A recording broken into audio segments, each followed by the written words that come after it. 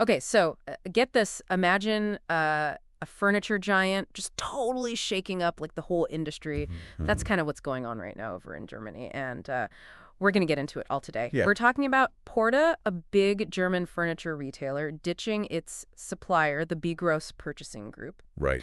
We've got the research right here, and we're going to unpack it all. Like, what even led to this breakup? What does it even mean for the industry, like in Germany over there? And like, Mhm. how could this even impact you, like the next time you go furniture shopping? Well, it's interesting because Porta pulled in a massive 1.14 billion euros last year in Germany alone, as Wow. part of like a total 1.24 billion globally. So this is not some small company making a little tiny Yes. Yeah, move. yeah, This is a big deal. this is a big deal. Yeah. It's interesting too because this all comes right after the XXXLutz Group acquired Porta. Absolutely, yeah. The timing is pretty suspicious, isn't it? Yeah, definitely. So Porta's officially leaving Begros at the end of 2024, Right. but they've got a transition period until the end of 2025. Okay. So during that time, they can still sell existing Begros branded products, but on commission. Interesting. But they can't add any new ones. It's like they're slowly like untangling themselves. Right. Yeah, it's a very gradual separation. That's Mhm. got to be giving everyone in the industry some time to, adjust to what's happening. Right, yeah. It seems like something that would only really matter to people, inside the industry. Hmm. Why should the average person, someone like who just needs to get a new couch, Right. why should they even care about Porta leaving Big Gross? Well, I mean, because it's not just about like one company like switching suppliers. Right. This is part of a much bigger trend that we're seeing, Okay. these like huge players like becoming more and more dominant in the furniture market. Okay. You can kind of think of it like a game of Monopoly, Okay. where you have like just a few players that are buying up all the properties. Gotcha. Right. So these mega companies, they merge, they acquire the smaller ones, and then like their control over that whole supply chain, it just grows and grows. Wow. And then that like really impacts what we find in stores Yeah. and also how much we end up paying for that new couch that you were just talking about. So maybe instead of thinking about this as like one company leaving another, Mm-hmm. we should be thinking about it as the XX Lutz Group through Porta strategically like positioning itself in the whole industry. Right. What does that mean for like smaller furniture retailers? Do they just get squeezed out? Well, that's a really good question, and it is a valid concern. Like, imagine a small furniture store. Oh, They're just trying to compete with a giant like XX Lutz, which, now has even more power after adding Portis. right.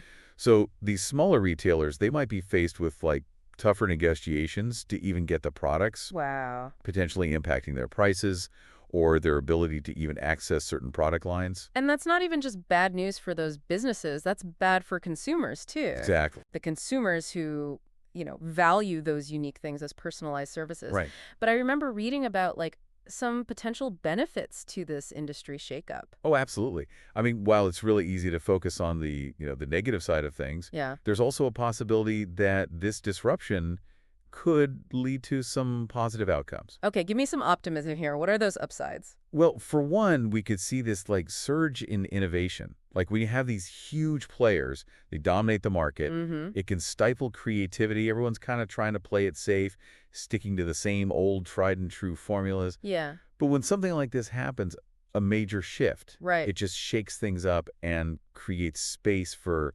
new ideas, Yeah. new players. So instead of just seeing the big companies getting bigger, Right, we might see smaller, more like nimble companies right. offering something different, something like unique that really stands out from, the same old designs. Yeah, exactly. We might see a resurgence of craftsmanship, a focus on quality over quantity, That would be awesome. maybe even a revival of some of the old regional design trends as these smaller businesses tap into the local expertise and material. I'm already picturing a world with more handcrafted furniture, bespoke pieces tailored to each person's tastes, Hmm. a renewed appreciation for the artistry involved in making furniture.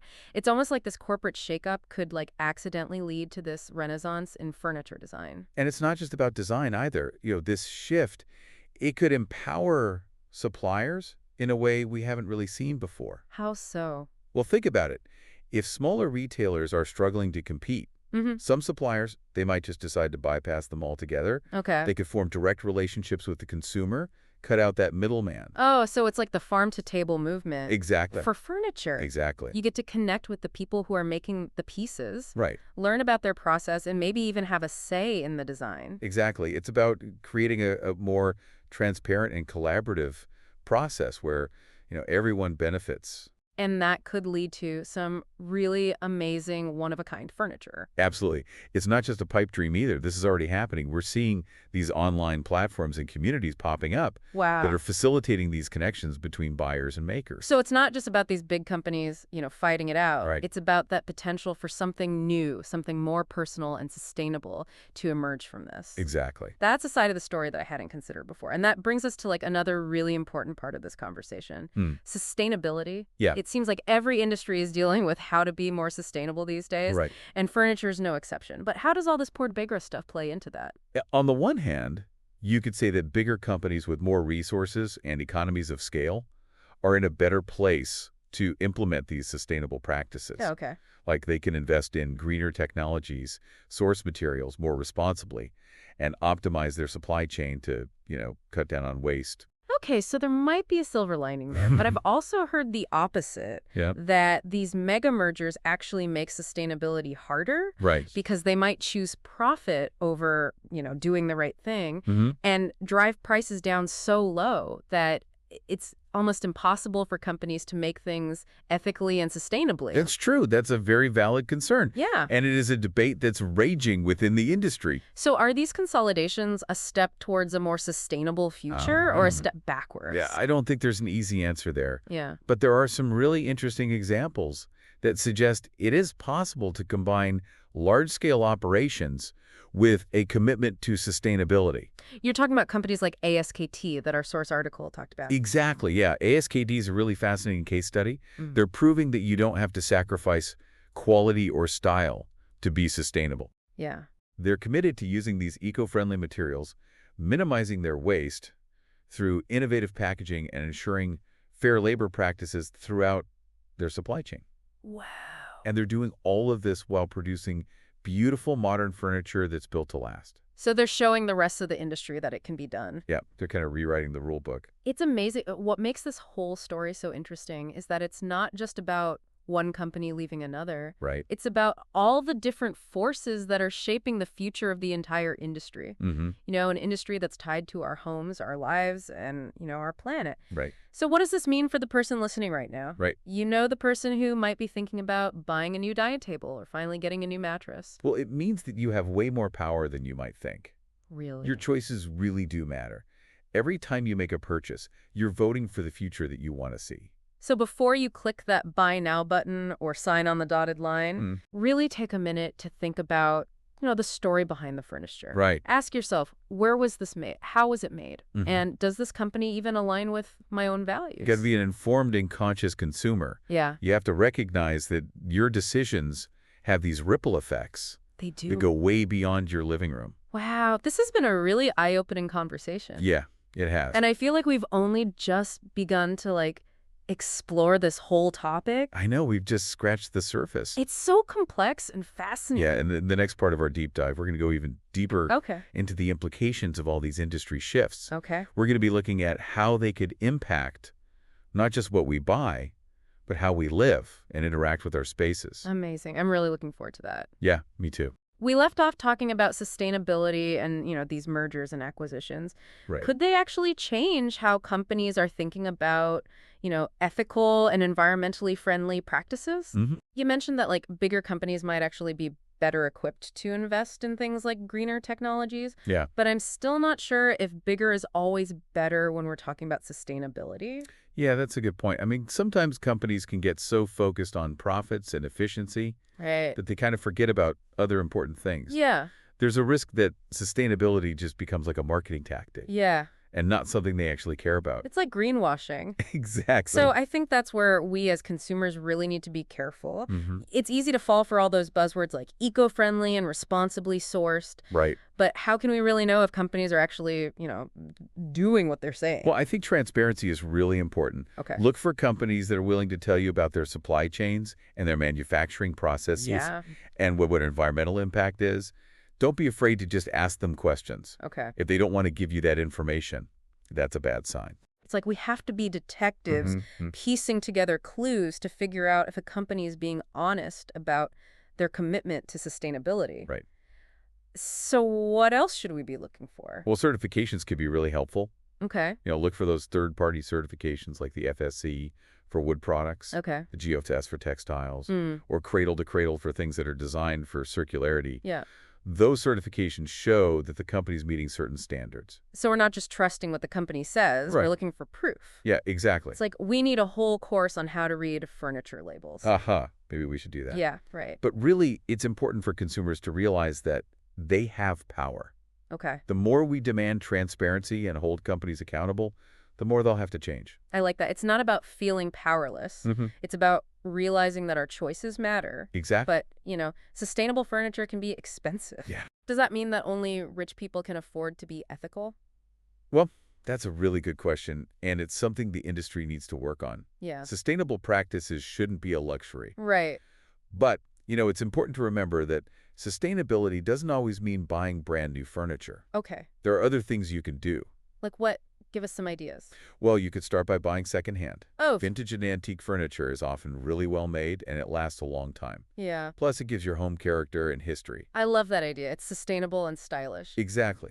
And you never know what treasures you might find. Right. And if you're handy, you could try upcycling or refurbishing furniture. Okay. There are so many ways to give old pieces a new life. Yeah. You keep them out of the landfill, and you don't have to buy something new. It's like one person's trash is another personal treasure. Exactly. We can give that furniture a second chance instead of just throwing it away. Right. And don't forget about repairs. Oh, yeah. If something breaks, try fixing it before you throw it out. Yeah. There are lots of resources online, and there are local repair shops that can help. So it's really about changing how we think about furniture. Yeah. It's not disposable. It's something we can take care of and keep for a long time. It's about having a more mindful relationship with yourself. Yes. Things recognizing that they have value. Okay, so we've talked about our choices, Mm-hmm. the importance of transparency, Right. and alternatives to buying new furniture. Yeah. But how do we get these ideas out to more people? How do we actually change the industry?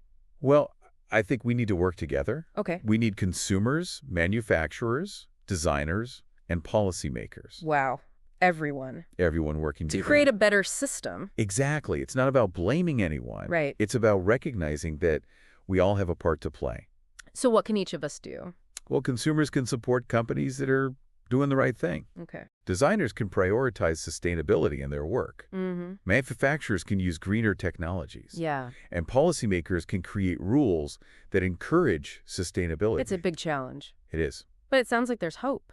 Yeah, if we all work together, we can make a difference. But with all these changes happening with the mergers and the technology, how do you think this is going to change the way we live in our homes in the future?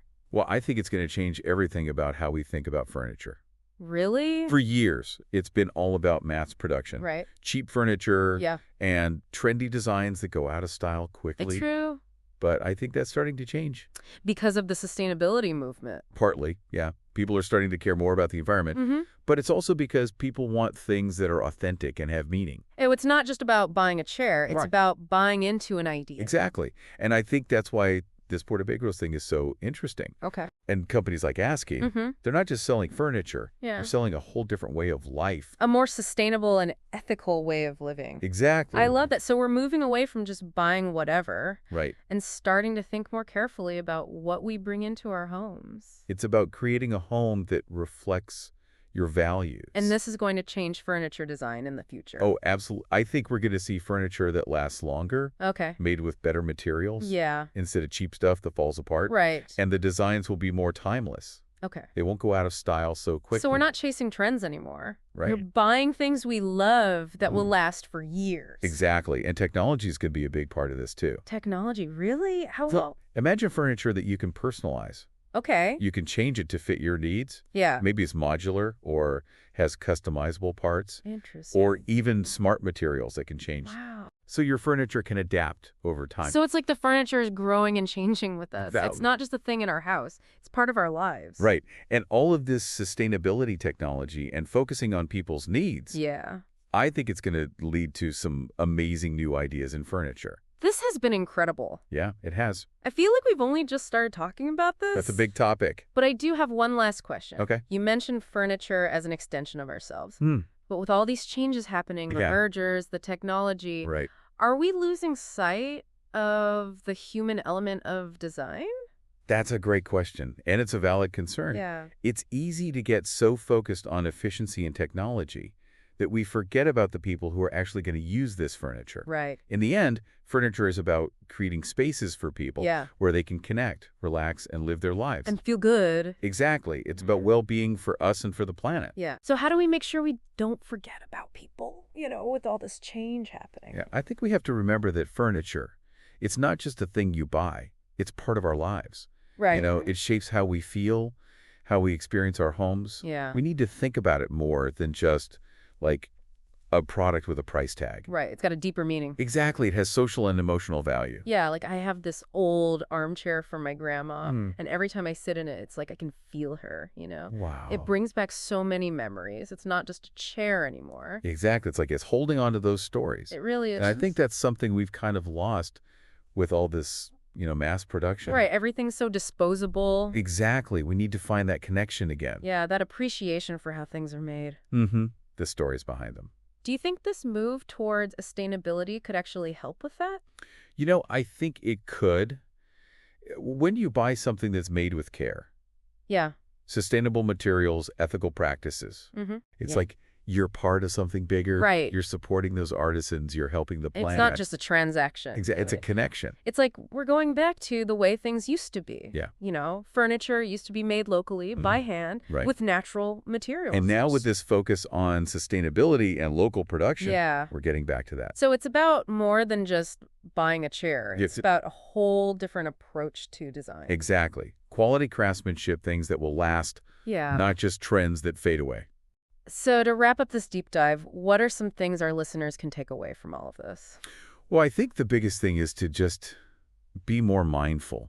Okay. Think about the choices you make, Yeah. where your furniture comes from, how it was made, Mm-hmm. what impact it has on the world. It's about being an informed consumer, right? Exactly. Our choices have power. And I think we should all be more curious. Yeah. Don't be afraid to ask those questions. Hmm. Find out the stories behind the things you buy. Connect with the people who made them. Appreciate their skill. Exactly. And don't be afraid to try new things. Yeah. Look at vintage pieces, Mm. locally made stuff, Right. upcycled treasures. There's so much out there beyond those big box stores. It's about rediscovering that joy in furniture. Yeah, finding those pieces that really speak to you. And you don't have to be an expert to do this, right? Not at all. There's so much information out there. There are online guides, communities of people who love sustainable furniture, Right. local artisans, vintage shops. Wow. It's all out there, waiting to be discovered. This has been amazing. Yeah, it has. I feel like we've learned so much. Me too. And I hope our listeners feel the same way. Thanks for joining us on this deep dive. It was my pleasure. And we'll be back with more fascinating topics soon.